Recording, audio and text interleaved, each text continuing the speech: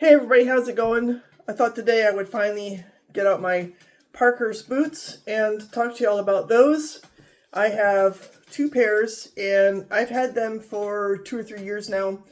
So the boots I'm going to show you are the Buffalo Vintage. I'll just call them the Buffalo Vintage because Andrew, who thanks you personally when you purchase his boots, was working very hard back around the time of the pandemic to produce the boots in the United States with American components and really struggling. And he posted a lot on his website about the struggles he was having that led to him eventually moving out of the U.S. for some of his production. I understand now they still do some of the boots in Buffalo and Spain and Portugal, all three. So, he's done his best to try to adapt to sometimes trying circumstances. It makes you wonder how, Truman does it, because to my knowledge, even though they get their leathers from abroad, I think a lot of their components are American made, and they have their own Truman specific soles and this kind of thing now, which is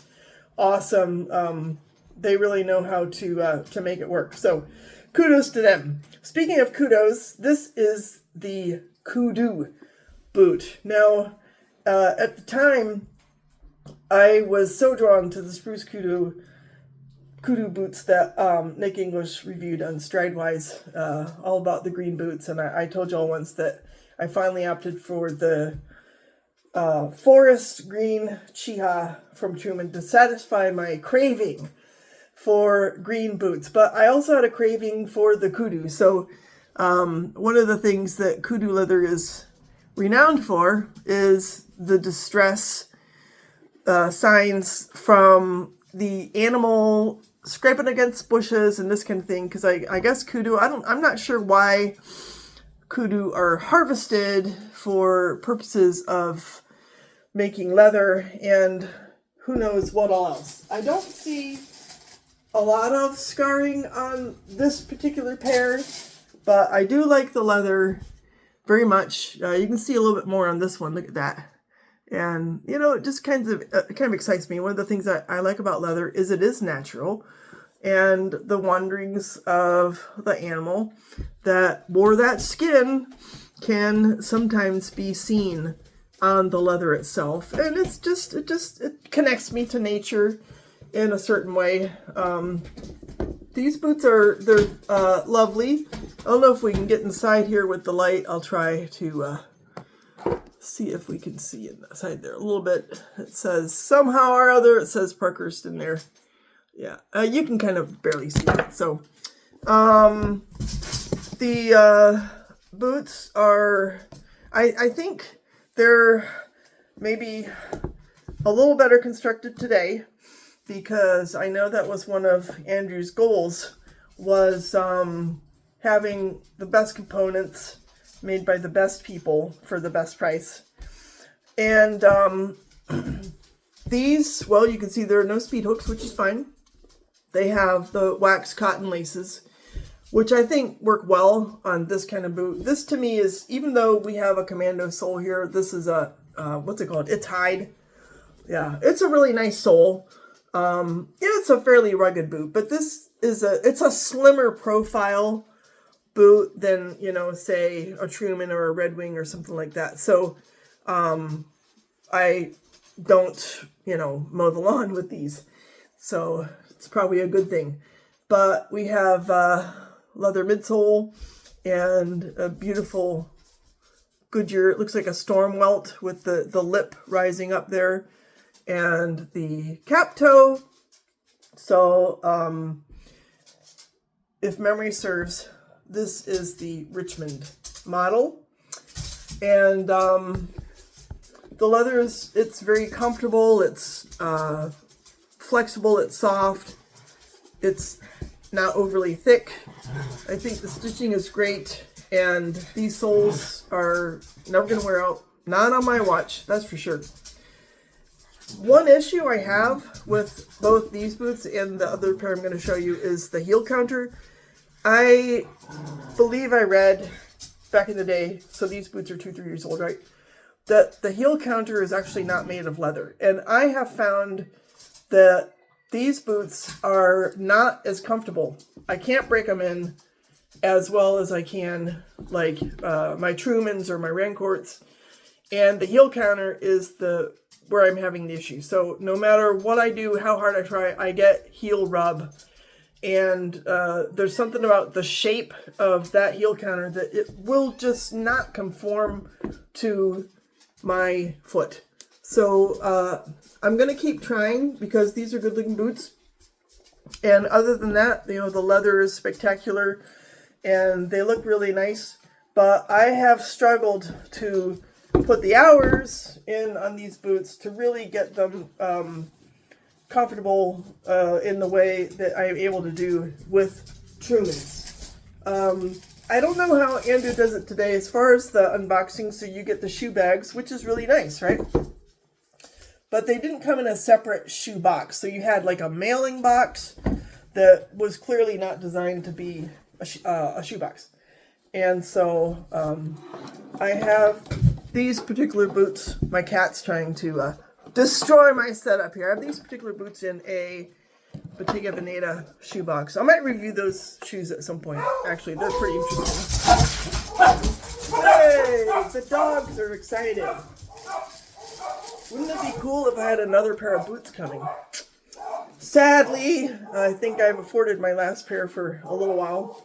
But let's go to the next pair of Parkhurst while my dogs kick up a ruckus. These have the brown buffalo bag. I'm very fond of these bags. I think they're great. And here I got a whole note recorded on here. It says, Virginia, thank you for your support. Enjoy the boots.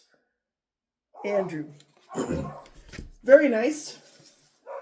And this is a dark, waxy, rough out leather. I was trying to look up the name of this leather. And because I bought them a while back, and they don't come in a shoebox with all the labeling on them, I failed.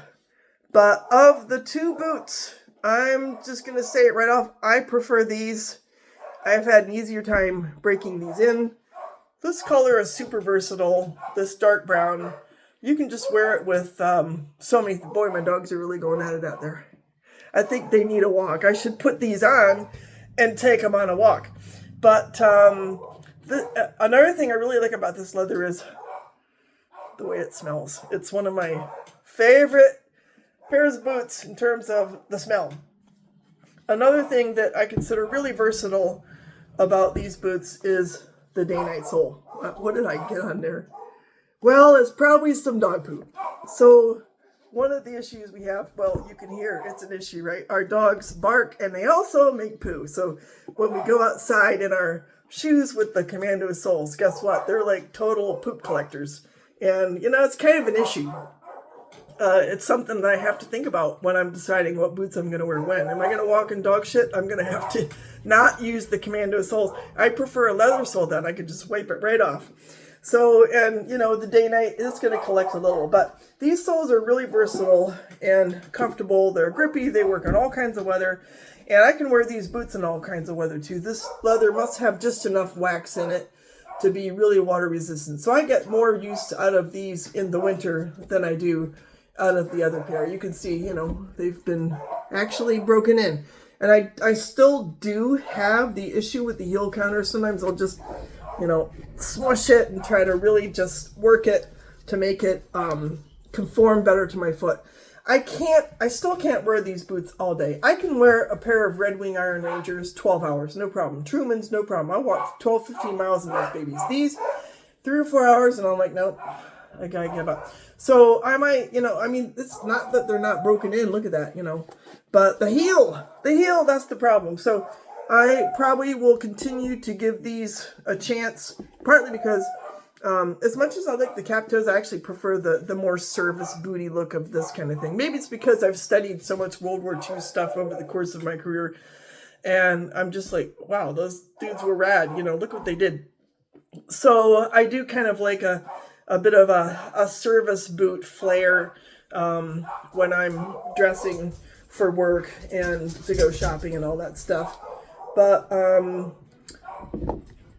pretty much happy with these. We got the leather insole. I don't know, maybe these are broken in enough to where we can actually see inside. It's so dark in there. Look at that.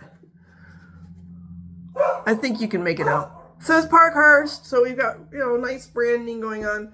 I do, I understand the whole environmentally friendly stuff that at the time, at least, I don't know how he does it now. He wanted to, avoid doubling up on boxes. So I basically had to recycle the cardboard box that these came in, and I have the bags. And then I found a Mammut Swiss shoe company box from some of their shoes that I got. That now these live in that with their lovely card from Andrew. So anyhow, I'll probably look into the current Parkhurst more. I've been dissuaded from buying more just because I've had better luck with, especially with Truman. I mean, I have, 5 or 6 pairs of those. And there are other companies from which down the road I would like to probably pick up some boots. I mean, it'd be really awesome to get some of the Indonesian boots. But these have served me well, especially this pair. The Kudu pair were less, but I've definitely gotten enough use out of these to recommend them and to warrant the amount of money I paid. The price on these is good, which is a blessing. You're going to pay $700-800 for Vibergs, and these were less than $400. So overall, I'm pretty satisfied. I'm going to give them a B+. How about that? And look forward to learning from you if you've had Parkhurst, what your experience has been, especially if you've gotten the newer models that are coming out of Spain and Portugal. So thanks for listening. Thanks for subscribing. I got over 100. Woo, woo. So I really appreciate that, and I'll try to keep the content coming. Take care. Bye.